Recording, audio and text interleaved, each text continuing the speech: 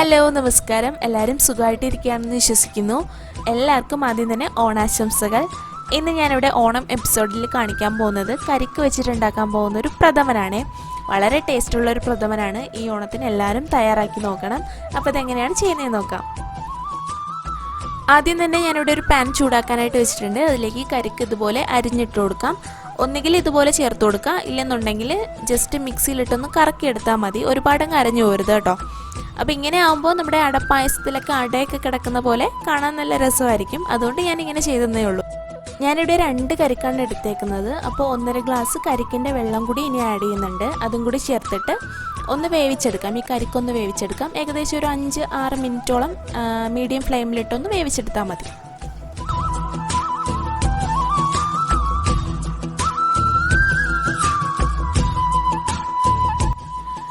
ഇതൊന്ന് തിളച്ച് വരുമ്പോൾ ഞാനൊരു 5 ഏലക്ക പൊട്ടിച്ചിട്ട് കൊടുക്കുന്നുണ്ട്.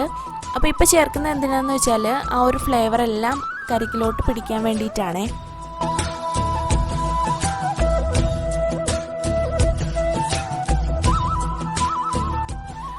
ഇനി ഇതിലേക്ക് ഒരു 3 ടേബിൾ സ്പൂൺ ചവ്വരിയും കൂടി ചേർത്ത് കൊടുക്കുന്നുണ്ട്. കുക്ക് ചെയ്ത് വെച്ചേക്കുന്ന ചവ്വരിയാണ്.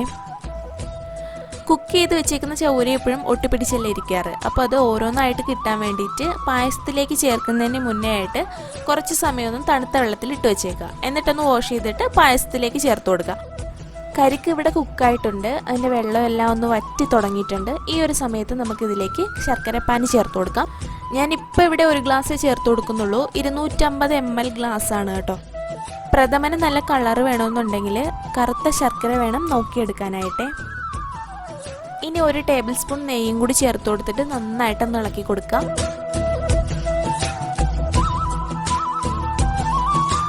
ഇതെല്ലാം കൂടി ആ ഒരു കരിക്കിൽ പിടിച്ചിട്ട് ഒന്ന് വറ്റി വരണം. ആ ഒരു സമയത്താണ് തേങ്ങാപ്പാൽ ചേർത്ത് കൊടുക്കേണ്ടത്.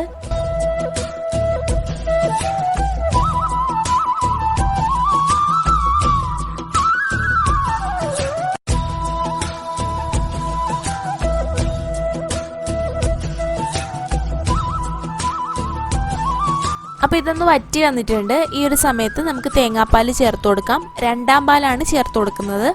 250 ml ഗ്ലാസിൻ്റെ അളവിലാണ് 2 ഗ്ലാസ് തേങ്ങാപ്പാലാണ് ചേർത്ത് കൊടുക്കുന്നത്. ഇതിന് 1 ഗ്ലാസോളം വറ്റി വരണം. അതുവരെ നന്നായിട്ട് ഇളക്കി കൊടുത്തുകൊണ്ടിരിക്കുക.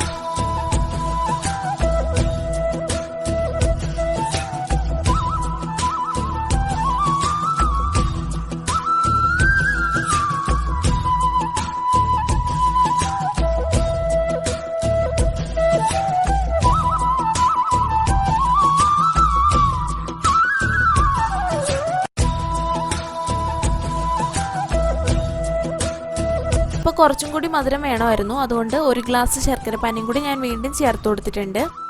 ഇപ്പോൾ കണ്ടില്ലേ, കുറച്ചും കൂടി കളർ വന്നിട്ടുണ്ട്. ഇനി ഇതൊന്നും കൂടി വറ്റി വരണം.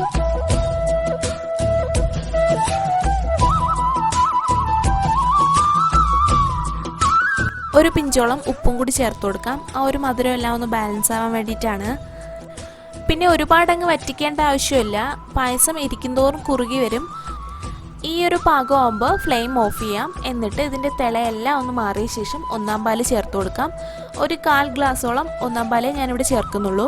ശ്രദ്ധിക്കേണ്ട കാര്യം, ഫ്ലെയിം ഓഫ് ചെയ്തിട്ട് തിളയെല്ലാം മാറിയ ശേഷം മാത്രം 1ാം പാൽ ചേർത്ത് കൊടുക്കുക. ഇല്ലെന്നുണ്ടെങ്കിൽ ഇതെല്ലാം പിരിഞ്ഞു പോവും. അതുപോലെ തന്നെ ഇരിക്കും തോറും പായസം കുറുകി വരികയും ചെയ്യും കേട്ടോ.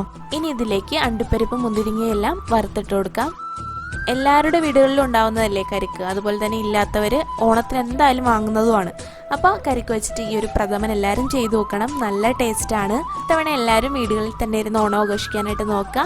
ഒന്നുകൂടി എല്ലാവർക്കും ഹാപ്പി ഓണം.